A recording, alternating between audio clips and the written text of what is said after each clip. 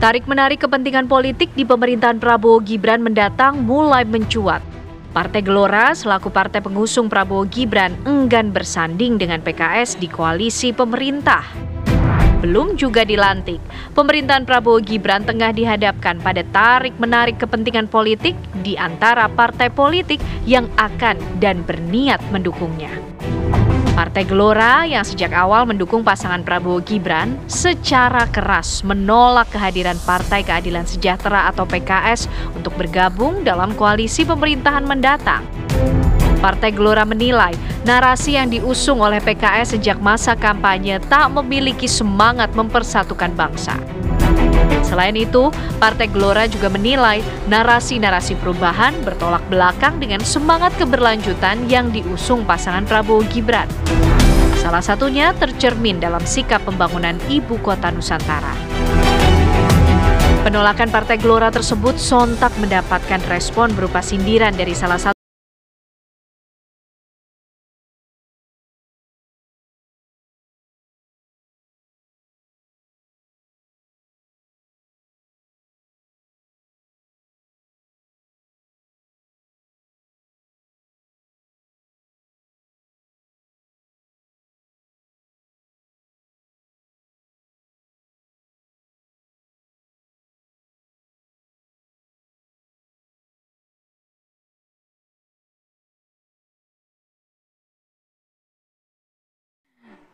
Sebenarnya ada apa sih? Ini ada semacam pergolakan gitu ya antara Partai Gelora yang menolak PKS untuk masuk ke dalam koalisi atau pemerintahan Prabowo Subianto nantinya. Kita akan coba kenalkan dulu narsum ya. Ini ada beberapa narsum yang sudah hadir di studio. Ada Mas Putra Adi Suryo selaku politikus Partai Gelora dan juga ada Mas Ahmad Herul Umam selaku analis politik Universitas Paramadina Jakarta. Selamat pagi. Selamat pagi. Pagi Mas Alfa, selamat pagi Mbak Rati. Tapi kita nggak akan ngobrol dulu ya sama narasumber ya. Kita akan juga ajak pemirsa untuk memantau kondisi di Bundaran HI karena kabarnya hari ini memang akan ada demo besar-besaran para buruh karena hari ini hari libur, hari buruh. Mungkin ada yang belum tahu. Hati-hati kalau mau keluar ke Jakarta nih. Lupa kan? Ya, kita akan lihat kondisi di Patung Kuda juga bagaimana kemudian pengamanan sudah terlihat cukup banyak Rati. Ya. Karena sepertinya memang jadwalnya puluhan ribu ini yang hadir. Kabarnya ada 50.000 buruh yang akan turun untuk melaksanakan unjuk rasa ya. Kalau kita baca-baca melalui media sosial dan juga online ada kurang lebih 50.000 buruh dari Jabodetabek yang akan turun langsung ini pada pukul 9 kabarnya sampai dengan pukul 12 waktu Indonesia Barat. Hati-hati pemirsa, ada beberapa jalur yang akan dilintasi oleh para buruh ini seperti Patung Kuda, kemudian Jalan Medan Merdeka Barat, Jakarta Pusat dan juga Stadion Madia Gelora Bung Karno yang kabarnya akan dilintasi oleh para buruh yang akan melakukan long march nantinya. Tapi memang Hari Buruh ini tidak hanya digelar di Jakarta, tapi di beberapa daerah lain juga akan ada demo-demo serupa nih. Ada di Bandung, Serang, Surabaya, Semarang, Batam, Makassar, Banjarmasin, Ternate, Mimika, dan juga lain sebagainya. Ini informasi disebutkan oleh Presiden Partai Buruh yang juga Presiden KSPI, Said Iqbal. Jadi memang jadi waspada juga untuk menghindari daerah-daerah yang menjadi lokasi demo untuk hari ini. Oke, tadi dua narasumber sudah dikenalkan oleh Alfat. Masih kurang satu? Kurang satu, yang sudah join juga bersama kami via Zoom. Sudah ada Mas Ismail Bakhtiar, politikus PKS. Assalamualaikum, selamat pagi Mas Ismail, apa kabar? Waalaikumsalam, selamat pagi. Alhamdulillah sehat, Mbak. Alhamdulillah sehat ya. Izin, saya mau ke Mas Suryo dulu dari Gelora. Ini sebenarnya kenapa sih? Apakah memang masa lalu yang belum kelar begitu sehingga ada penolakan dari Gelora terhadap PKS untuk masuk ke dalam koalisi Prabowo Subianto? Apa yang menjadi concern sebenarnya? Iya, saya kira entah dari mana ya narasi yang dibangun bahwa Partai Gelora secara keras menolak PKS masuk ke dalam koalisi. Kan Pak Sekjen yang ngomong. Pak Sekjen berbicara tentang bahwa yang bermasalah jika PKS masuk adalah PKS dengan dirinya sendiri. Bukan dengan Partai Gelora. Bukan dengan partai koalisi yang lain. Jadi bukan menolak tapi mengingatkan. Karena selama ini kita lihat ada begitu banyak ide-ide besar Pak Prabowo yang secara tegas ditolak oleh PKS. Terutama asas keberlangsungan dan keberlanjutan. Narasi-narasi PKS bahkan sampai hari ini, saya ini jubir TKN Prabowo Gibran, hari-hari itu berhadapan dengan stereotip negatif yang dilabeli oleh PKS terhadap Mas Gibran terutama sebagai anak haram konstitusi itu nggak selesai-selesai. Masih ada sampai sekarang? Masih ada sampai sekarang. Artinya PKS akan bermasalah dengan dirinya sendiri, dengan basis masanya, dengan idenya tentang perubahan, sementara di sini berbicara keberlangsungan. Tetapi bahwa terkait Partai Gelora menolak PKS bergabung itu saya kira narasi yang keliru. Bukan porsi Partai Gelora berhak untuk berbicara tentang siapa yang akan ditunjuk oleh Pak Presiden di dalam pembentukan pemerintahannya. Itu murni prerogatif Presiden. Tapi kenapa hanya PKS yang diingatkan? Kan ada Nasdem juga, ada PKB juga yang sudah duluan malah. Enggak, karena teman-teman media bertanya tentang sikap PKS kepada Gelora. Karena ada Gelora merespon. Pertanyaannya baru itu. Iya. Oke, kalau Nasdem PKB gimana? Coba sekarang. Ya sekali lagi kalau urusan pembentukan kabinet itu murni prerogatif Presiden. Gelora hanya akan mengawal presidensialisme. Apa sih garis bawah daripada presidensialisme itu? Bahwa siapapun entitas politik yang masuk ke dalam pemerintahan tidak boleh ngebergen, tidak boleh punya standar gada. Seluruh kekuasaan itu penuh di tangan Pak Presiden, tidak dalam rangka men-trade off kepentingan politik apapun. Bahwa misal Pak Presiden Prabowo punya program IKN, kemudian harus di-trade off dengan di sebelah bahwa dia akan mengamankan jalannya pemerintahan. Tapi maka kan beberapa biasa. program Pak Prabowo harus dianulir. Tidak boleh seperti itu. Kan jadi kawan biasa. Pak Prabowo juga masuk ke dalam pemerintahan Pak Jokowi. Ya biasa saja. Sebelumnya juga. Ya justru itu yang diingatkan oleh Sekjen Gelora. Semisal labeling yang dilakukan oleh PKS selama ini bahwa Pak Prabowo berkhianat ketika rekonsiliasi dengan Pak Jokowi itu disebut berkhianat kok. Kan begitu. Sebenarnya kalau bagi kami sekali lagi bukan porsi Partai Gelora untuk untuk bisa mengatur-atur siapa yang ditunjuk oleh Pak Presiden. Tapi kemudian Gelora akan tegak lurus dengan apapun putusan.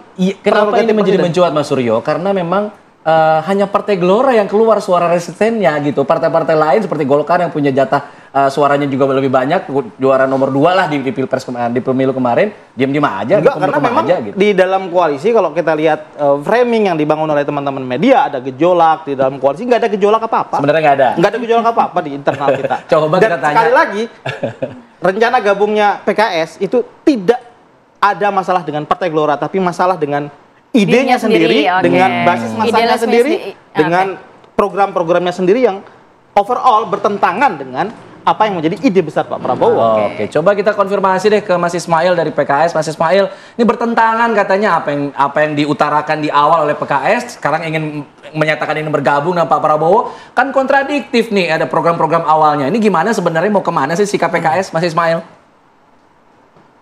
Baik, terima kasih Mas Alfat. Pertama, saya senang sekali mendengar penjelasan Mas Suryo ya. Ini artinya bahwa secara teori sebenarnya sudah benar, tapi prakteknya yang hilaf saya kira. Karena kadung apa yang disampaikan oleh Sekjen, apa yang disampaikan oleh Sekjen sudah menjadi isu yang kemudian menjadi pembahasan bahwa kenapa kemudian Gelora ikut membahas soal PKS yang seyogianya memang tadi disampaikan Mas Suryo, ini bukan hak mereka untuk memberikan masukan. Apalagi saya ingin sampaikan bahwa sampai saat ini PKS belum ada menyatakan sikap sedikit pun bahwa akan bergabung dengan koalisi ataupun akan menjadi oposisi.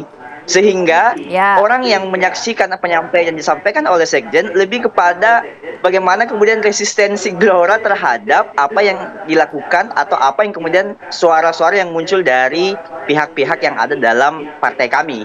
Seyogianya bahwa PKS sampai hari ini belum ada keputusan sama sekali apakah akan bergabung ataupun akan menjadi oposisi pemerintah.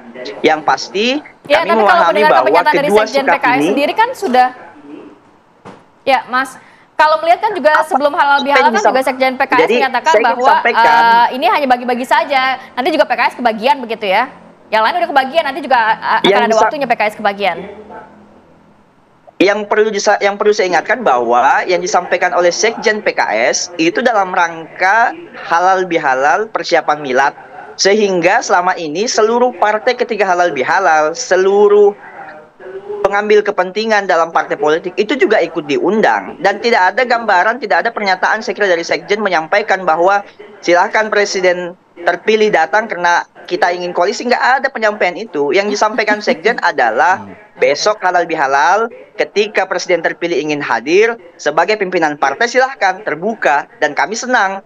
Artinya nggak ada secara resmi disampaikan bahwa PKS akan bergabung dalam koalisi pemerintahan. Sampai saat ini sekali lagi kami ingin tegaskan bahwa PKS belum menentukan sikap apakah menjadi bagian pemerintah dengan bergabung dengan koalisi Prabowo Gibran ataupun menjadi oposisi.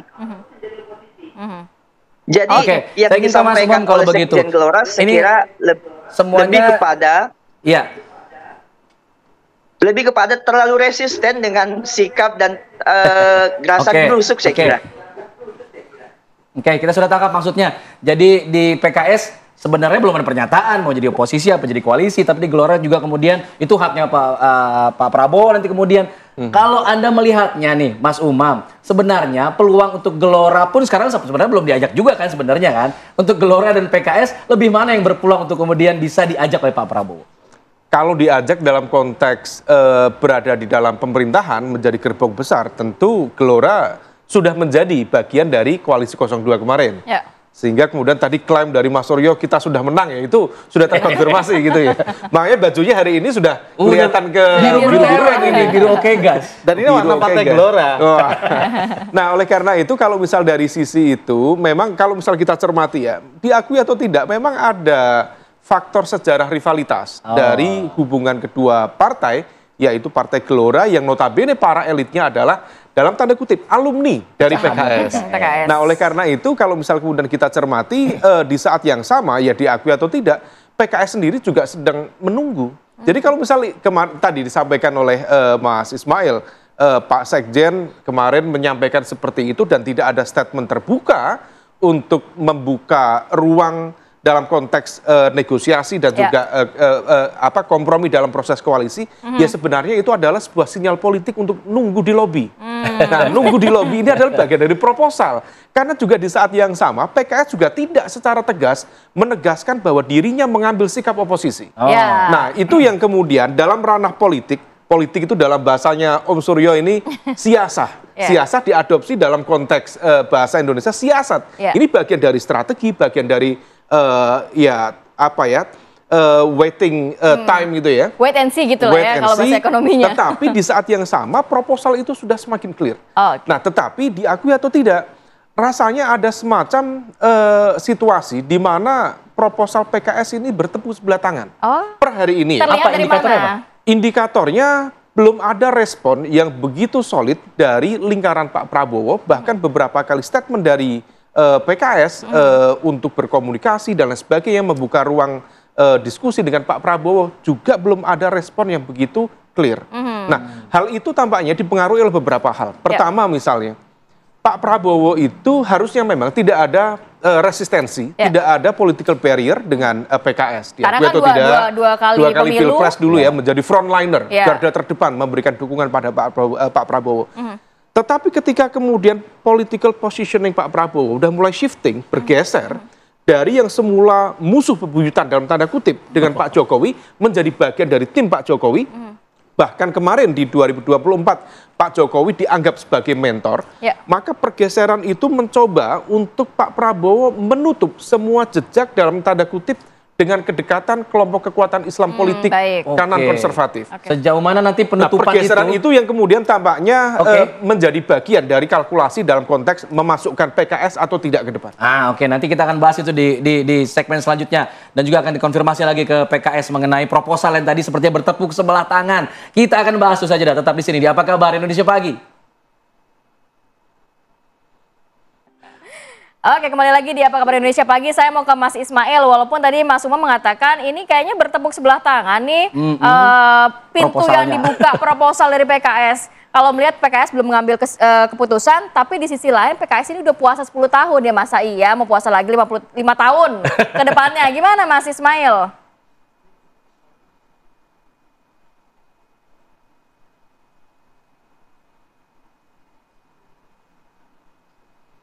Ya, Mas Ismail boleh di-unmute dulu suaranya, nggak kedengeran nih kita nih. Baik, saya kira bukan hal yang sulit, Mbak, PKS untuk membuka dan membangun komunikasi terhadap presiden terpilih. Saya kira tadi sudah ditegaskan Mas Umam bahwa ada historical panjang selama 10 tahun, selama 2 kali proses pencapresan, di mana PKS ikut terlibat dalam urusan ini. Sehingga kalau yang disampaikan bahwa kelihatannya ini seperti upaya yang bertepuk sebelah tangan, saya ingin sampaikan bahwa apa yang dilakukan PKS hari ini lebih kepada bagaimana melihat bangsa ke depan dibangun secara bersama. Dan perlu kami tegaskan bahwa konteks pembangunan yang kami sampaikan ini pada 2 hal, baik dalam posisi koalisi, terlebih sebagai posisi oposisi yang memang selama ini kami sudah terbiasa. Dan juga saya kira perlu ditegaskan bahwa proposal yang dimaksudkan oleh Mas Umam, saya kira ini tidak jauh daripada proses pilkada yang mungkin serentak akan dilakukan di bulan Oktober mendatang, di bulan November mendatang. Sehingga upaya-upaya saya kira elit politik, pimpinan partai politik menjalin komunikasi, itu adalah hal yang biasa. Dan sekali lagi bahwa keputusan apakah PKS akan menjadi oposisi ataupun ikut dalam membangun bangsa ke depannya, itu ada dalam domain daripada pimpinan kami di DPP yang kami sebut sebagai musyawarah majelis syuro. Dan sampai hari ini perlu kami sampaikan, belum ada jadwal itu. Artinya apa? Bahwa janganlah terlalu banyak berspekulasi, berasumsi, karena PKS sendiri belum menyampaikan sikap apapun. Belum mengambil keputusan. Ya. Baik, meskipun belum ada jadwal, tapi kan setidaknya ada tenggat waktu lah, kira-kira kapan, kira-kira 2 minggu lagi, 1 minggu lagi, sehingga ketegasan kan tadi dibilang Mas Umam, penting juga nih, PKS belum ada statement tegas nih, mau oposisi, mau koalisi, sehingga muncul nih suara-suara seperti dari Gelora.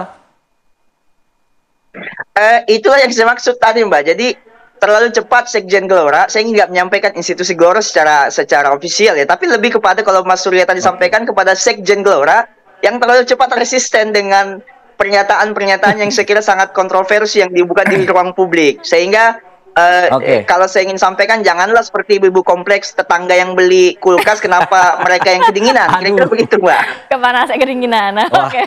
Dibilang ibu-ibu kompleks. Mas Suryo, gimana nih terlalu cepat nih kayak ibu kompleks? Yang suka pakai daster itu teman-teman PKS itu. Waduh. Jadi kalau swings itu dan switch itu nggak ada beban begitu loh. Baru habis bicara, hari ini belum selesai berbicara tentang anak haram konstitusi, tapi keinginan besar untuk masuk di dalam koalisi itu besar, dan itu terkonfirm. Kami berada di dalam, kami anggota koalisi kok gitu.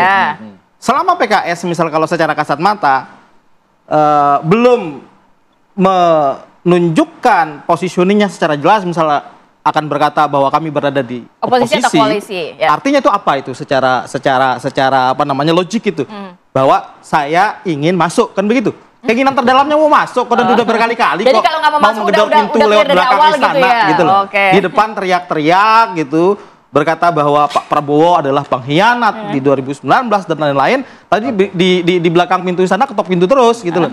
Itu yang membuat kemudian ada statement dari Gelora. Positioning Gelora itu murni hanya hendak mengawal presidensialisme, bahwa di dalam pembentukan kabinet itu murni prerogatif presiden. Dan terkait komunikasi Pak Prabowo ini, Mas, punya hati besar itu. Beliau hendak mendorong solidaritas nasional dan rekonsiliasi nasional. Beliau akan memanfaatkan seluruh kekuatan anak bangsa untuk membawa negara ini terbang, Bang Garuda itu. Jadi beliau tidak pernah tik personal, even kepada PKS. Pasti beliau akan membangun komunikasi dengan seluruh kekuatan politik anak bangsa. Karena beliau tidak pernah mengambil personal serangan-serangan yang sangat pribadi dari PKS sampai hari ini, dan sangat mengedepankan sentimen itu. Oke, itu dari Gelora. Singkat saja Mas Umam sebagai penutup. Iya, pesan yang disampaikan oleh Gelora tampaknya memang betul tadi yang Mas Surya sampaikan, ingin mengawal presidensialisme. Dan dalam konteks ini, bagaimanapun politik akomodasi itu wajib. Karena bagaimanapun posisi dari kekuatan 02 itu masih belum melampaui ambang batas 50% kekuatan di parlemen. Jadi semua boleh masuk. Termasuk PKS, butuh nggak Prabowo PKB boleh masuk, dari PKS? Kecuali PKS sepertinya. Ya itu tadi urusan luka lama yang belum selesai. Jadi bagaimanapun juga ini bagian dari dinamika. Tetapi nanti bagi presiden terpilih tentu ada hitung-hitungan untuk memastikan apakah kemudian dimungkinkan atau tidak. Tapi secara konklusif, sebenarnya kalau misal kemudian PKB dan juga Nasdem sudah masuk, itu praktis sudah 71,8% kekuatan parlemen. Dan itu sudah lebih dari cukup sebagai sebuah modal awal pemerintahan baru untuk menghadirkan pemerintahan yang stabil.